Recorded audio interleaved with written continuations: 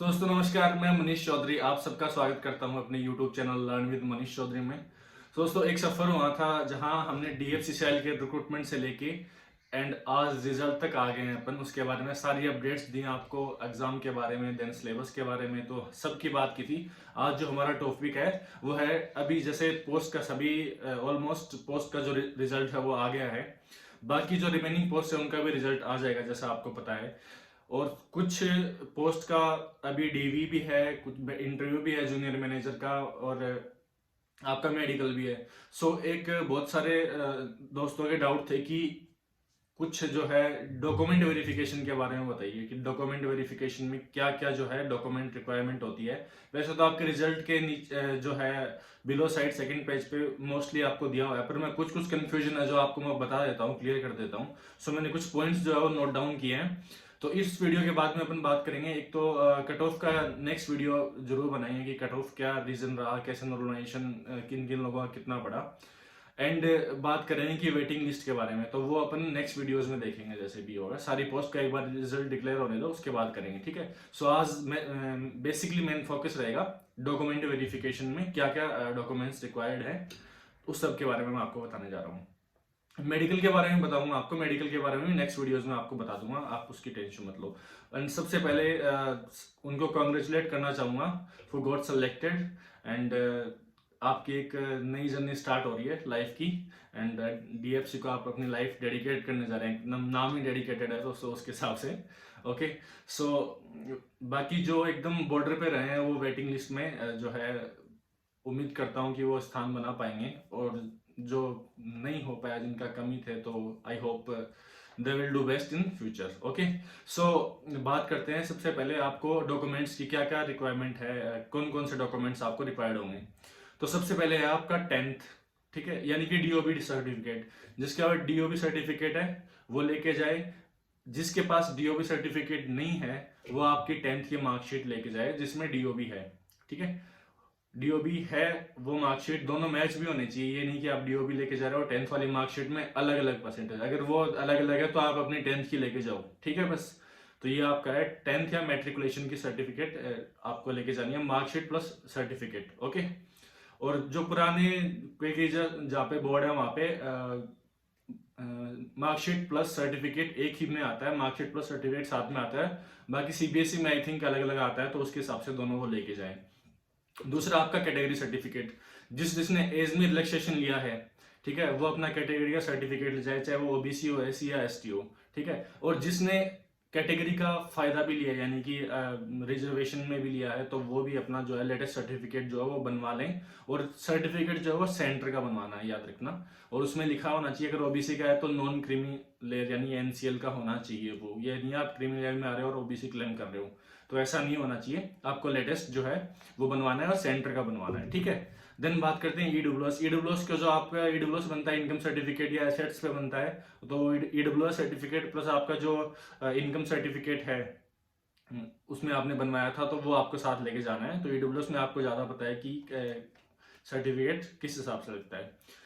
एक दूसरा सबका कॉमन डाउट है कि CGPA से परसेंट कन्वर्जेशन जो है वो उसका सर्टिफिकेट लाना है, क्या क्या करना है, कैसे करना है। तो मैं बताता हूँ आपको, कॉलेज से उसका कोई सेपरेट सर्टिफिकेट बनवाने की जरूरत नहीं है, जैसे हमारे DBU में हुआ था तो ऐसा नहीं हुआ था।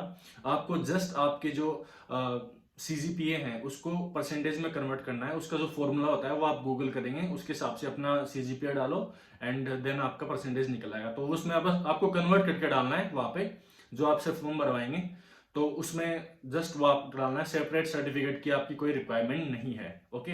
देन हम बात करेंगे स्पेशलाइजेशन। मैंने जी आपने जिसमें डिग्री किया है, ठीक है, तो डिग्री सर्टिफिकेट आपके पास हो, अगर डिग्री नहीं है तो प्रोविजनल हो। और डिग्री सर्टिफिकेट में आपने किसमें स्पेशलाइजेशन हो, जैसे मान लीजिए आपने मैकेनिकल में डिग्री की है, तो जो एग्जीक्यूटिव मैकेनिकल के लोग हैं वो लोग क्या है, डिप्लोमा या फिर डिग्री आपके पास हो तो उसमें लिखा होना चाहिए कि हाँ आपने मैकेनिकल से की है, okay. So am I audible to all of you, थोड़ा सा आवाज ज्यादा कर लेना, थोड़ा सा माइक नहीं है मेरे पास, ओके।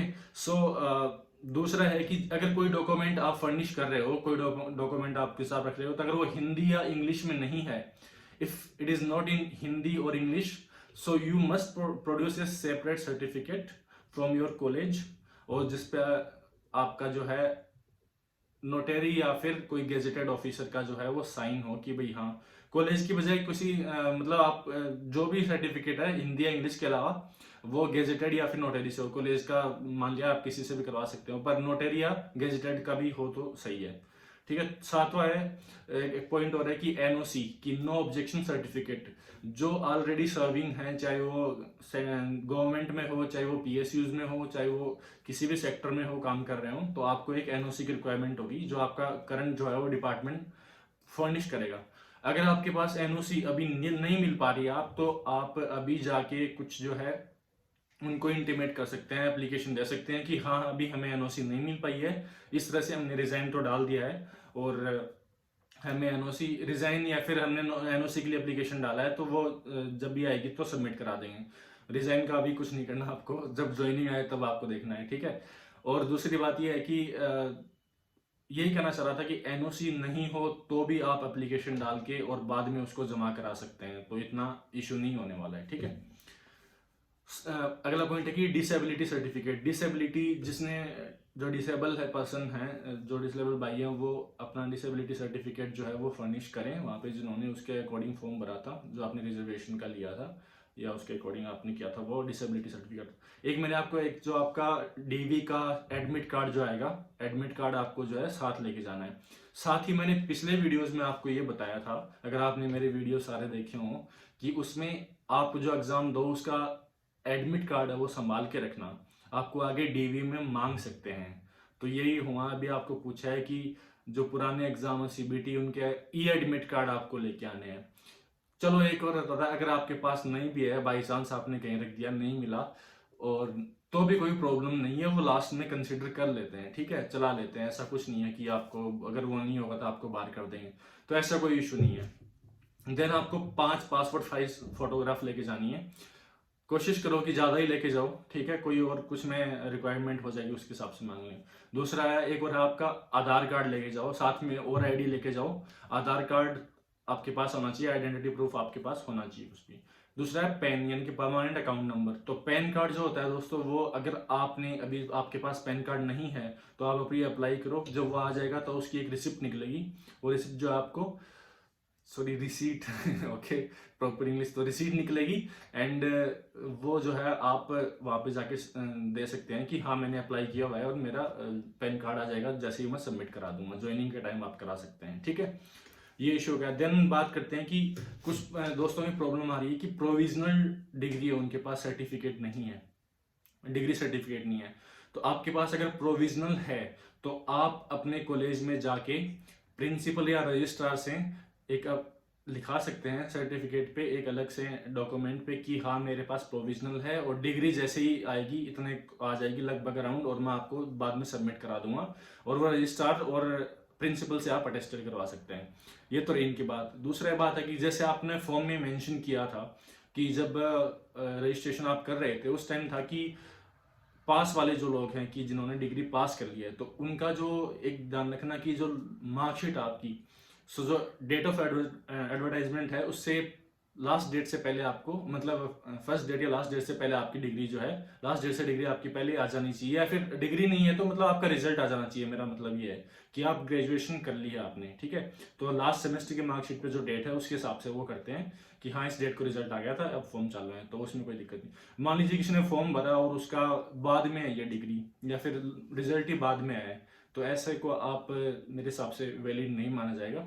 बाकी आपको वहां पे पता चल जाएगा, वो लोग बता देंगे किस हिसाब से वो। ठीक है, एक और बात है कि सब पूछ रहे हैं कि सेमेस्टर वाइज मार्कशीट लेके जानी है या कैसे करना है। अगर आपके पास सेमेस्टर वाइज है तो आप सेमेस्टर वाइज ही लेके जाएं, मोस्ट प्रोबेबली सेमेस्टर वाइज मांग सकते हैं आपसे, वहां पे सबसे मांगी थी। नहीं है तो आप कैसे भी निकलवा लें, और कंसोलिडेट मार्कशीट ले जाएं। अगर वो कैसे भी सेमेस्टर डिग्री आपके पास सेमेस्टर मार्कशीट नहीं निकल रही है तो कंसोलिडेट मार्कशीट ले जाएं, आपकी डिग्री ले जाएगी। तो ये सब चीज़ें तो आपको लेके ही जानी है। ओके दोस्तों, तो ये था आपके डीवी के बारे में, मैंने आपको सब बताया। नेक्स्ट वीडियोस बता दूंगा आपको मेडिकल के बारे में, प्लस वेटिंग लिस्ट के बारे में, प्लस क्या रिमेनिंग कट ऑफ के बारे में, तो ये उसके बारे में नेक्स्ट अपन डिस्कशन करेंगे। ठीक है, आई होप आप सब लोगों को ये चीज़ समझ में आ गई होगी। ओके, सो एक बार जिसके भी कोई एक्स्ट्रा डाउट आ रहा है, पर्सनल डाउट आ रहे हैं, वो देखो टेलीग्राम पे चैनल है, चलिए बहुत सारे लोग उसमें मैसेज भी करते हैं एंड उनका कोशिश करता हूँ कि रिप्लाई जब भी समय मिले कर पाऊँ। तो अगर आप नहीं हो पाए तो आप मेरे को इंस्टाग्राम पे या फेसबुक पे कोशिश करो कि आप मैसेज कर दो। सो कोशिश करूँगा जब भी समय मिलेगा आपको मैं रिप्लाई कर पाऊँ। ऑब्वियसली आपके डीवी से पहले कर दूंगा, कोशिश करूँगा। सो मैंने ऑलमोस्ट डाउट आपके क्लियर कर दिए हैं। जिसके कोई बाकी डाउट बचा है उसका मैं लिंक जो आपको यहाँ पे इंस्टा का दे दूंगा, और आपको टेलीग्राम का जो चैनल है वो भी आप आई थिंक ज्वाइन कर लें तो आपको जो है काफ़ी इन्फॉर्मेशन उससे मिल जाएगी। ग्रुप डिस्कशन भी होता है वहाँ पे कि कैसे क्या लोग जो अपने कट ऑफ के बारे में या और कुछ डॉक्यूमेंट के बारे में अपना डिस्कस करते हैं, तो उससे काफ़ी चीज़ें क्लियर हो जाती हैं। ओके, सो ये आज का वीडियो था डीवी के बारे में। ओके, जो जो सिलेक्ट हुए हैं उनको कॉन्ग्रेचुलेशंस, और जो जो कह रहे थे कि धांधली हुई है, देखो वैसा कुछ नहीं है। आपने जैसा रिजल्ट में देखा, नॉर्मलाइजेशन का भी अपन बाद में देखेंगे जिन शिफ्टों में हुआ है तो उनको। तो आज का वीडियो स्पेशली डीवी के लिए जो है डेडिकेटेड था। सो एक बार चैनल को लाइक शेयर एंड सब्सक्राइब कर दीजिए, और अगर कोई डाउट हो तो वो मेरे को मैसेज कर दीजिए। सो थैंक यू दोस्तों, आई होप आपका मैं बहुत सारा डाउट जो है क्लियर कर पाया हूँ।